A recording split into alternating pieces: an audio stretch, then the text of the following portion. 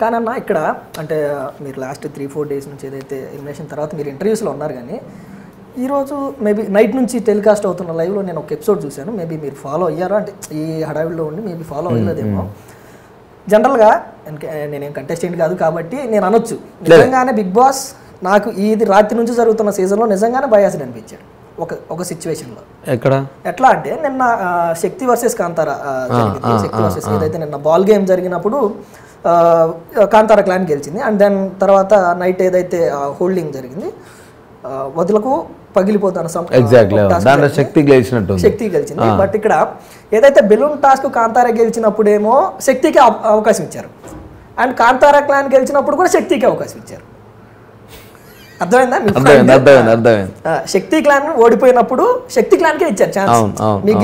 మీ clan లో ఎవరినైతే పక్కన పెడతారో మీ ఇష్టం అని. అండ్ దాని కాంతారా క్లాన్ గెలిచినప్పుడు కూడా శక్తికే ఇచ్చారు. జనరల్ గా ఇది బయాసిడే కదా. ఇప్పుడు నాకు నిజంగా మనస్ఫూర్తిగా అనిపించింది. ఎందుకంటే ఎగ్ టాస్క్ ఆడినప్పుడు కూడా సేమ్ జరిగింది. వాళ్ళు శక్తి క్లాన్ గెలిచినప్పుడేమో మా టీంలోకి ఒకరిని తీసేయమని అన్నారు, వాళ్ళు ఒకరిని తీసేసారు. కాంతారా టీం మేము గెలిచినాం, ఆ తర్వాత బ్యాలెన్సింగ్ టెస్ట్ లో మా ఎగ్స్ పెరిగినప్పుడు మాకు ఆ ఛాన్స్ అయ్యలేదు. నెక్స్ట్ డే మళ్ళీ శక్తి గెలిస్తే మళ్ళీ ఇంకొకరిని తీసేసారు. వాళ్ళకేమో 2 సార్లు ఇచ్చి మేము ఒకసారి గెలిస్తే మాకెందుకు ఇవ్వలేదు. సో నాకు కూడా బాధ అనిపించా, బాధలో మాట్లాడిన మాటలే అవి. యాజ్ ఎ కంటెస్టెంట్ గా మీరు అనకూడదేమో, కానీ బయట మేము చూసే వాళ్ళు కూడా ఖచ్చితంగా అదే కనిపిస్తుంది. ఒక బయాస్డ్ డెసిషన్స్ బయాస్డ్ గానే గేమ్ అనేది రన్ అవుతుంది. ఇప్పుడు ఇద్దరికి ఈక్వల్ గా అనేది ఈక్వల్ గా ఉండాలి కదా, ఇప్పుడు అందరికీ ఒకటే కదా ఆయన. సో నాకు అట్లా అనిపించినాయి కాబట్టి నేను అవుట్ ఆఫ్ పెయిన్ మాట్లాడినా. మీరు అన్నట్టు నిజంగా కూడా స్టిల్ ఆ పదాలు మాత్రం డెఫినెట్ గా తప్పు, అవి నేను అనకుండా ఉండాల్సింది. దానికి నేను సారీ చెప్పిన. కానీ నాకు అనిపించిన పెయిన్లో మాత్రం డెఫినెట్గా ట్రూ ఎమోషన్ ఉన్నది. ఇప్పుడు మీకు ఎట్లా అనిపించిందో నాకు కూడా లోపల చూసినప్పుడు ఎందుకు వన్ సైడే పోతున్నట్టు అని నాకు కూడా 2-3 సార్లు అనిపించింది. శక్తి క్లాన్కి అవకాశం ఇచ్చినప్పుడు మణికంఠాన్ని పక్కన పెట్టారు. మణికంఠాన్ని పక్కన పెట్టారు, తను నబీల్ని పక్కన పెట్టారు. శక్తి ఓకే ఇప్పుడు గేమ్ లో నిన్న ఓకే నేను చూడలే.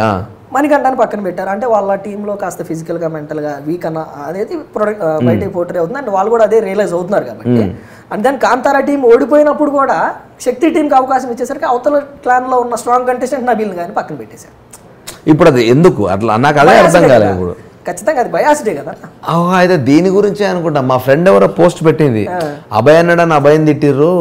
కానీ ఇప్పుడు నాకు ఈరోజు అట్లనే అనిపించిందని ఎవరో పోస్ట్ నాకు స్క్రీన్ షాట్ పంపించారు. నాకు నేను బయటకు వచ్చినప్పుడు చూస్తలేను, ఎందుకంటే నేను చూస్తే ఏంటంటే ఇప్పుడు నేను ఇట్లా అయ్యటో నీ ఫీలింగ్ వస్తుంది. సో 2 వారాలు బ్రేక్ తీసుకొని తర్వాత చూద్దామరా అని చెప్పేసి నేను ఆగిన. లేదన్నా నేను చూశాను, జనరల్గా ఫాలో అవుతున్నా. మీరు వచ్చిన తర్వాత కూడా I think Yashmi and Prerana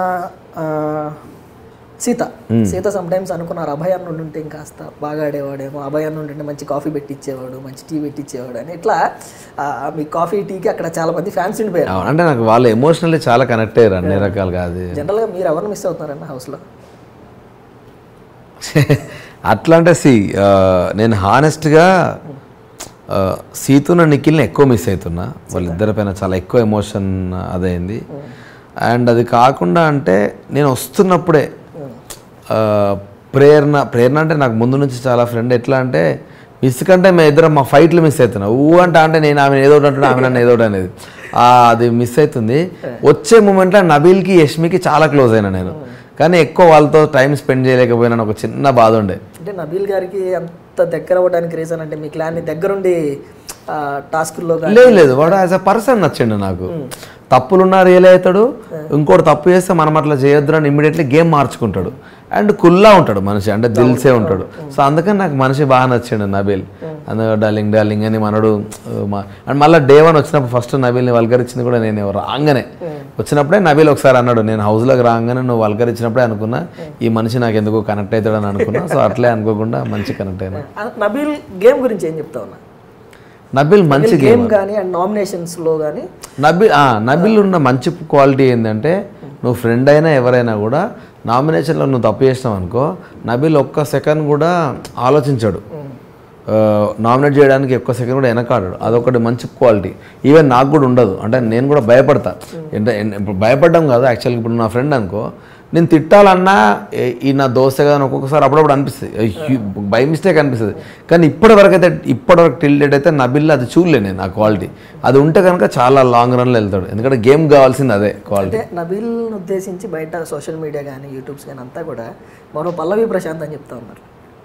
accept చేస్తారా దాన్ని? అంటే ఎంత క్లోజ్గా ఉన్నారు కదా, అంటే గేమర్గానా గేమర్గా, అంటే గేమ్స్లో అండ్ నామినేషన్స్లో ఒక ఫేసు, గేమ్లో ఒక ఫేసు నబీల్ చూపిస్తున్నాడు అన్న పాయింట్. ఓహో అట్లా అంటున్నారు. అయితే నామినేషన్లో నబీల్ చేసేది ఏంటంటే మేబీ మీకు అనిపించడానికి రీజన్, నబీల్ యూట్యూబ్ వీడియోస్ చేస్తూ ఉంటాడు, యాక్టింగ్ చేస్తూ ఉంటాడు కదా, సో కొంచెం ఎగ్జాజరేట్ చేస్తూ ఉంటాడు మాట్లాడుతున్నప్పుడు నామినేషన్స్లో, కావాలని ఎక్స్ప్రెషన్స్ ఇచ్చి, అది వాడి స్టైల్ యాక్చువల్గా. సో నామినేషన్లో డిఫరెంట్గా ఉంటాడు నబీల్, అందుకే చాలామంది నవ్వుతూ ఉంటారు మనోడు మాట్లాడుతున్నప్పుడు కూడా. సో అదైతే ఏమో అంత ఐడియా లేదు, బట్ నబీల్ అయితే హానెస్ట్గా ఆడుతున్న ఫీలింగ్ అయితే ఉంది నాకు.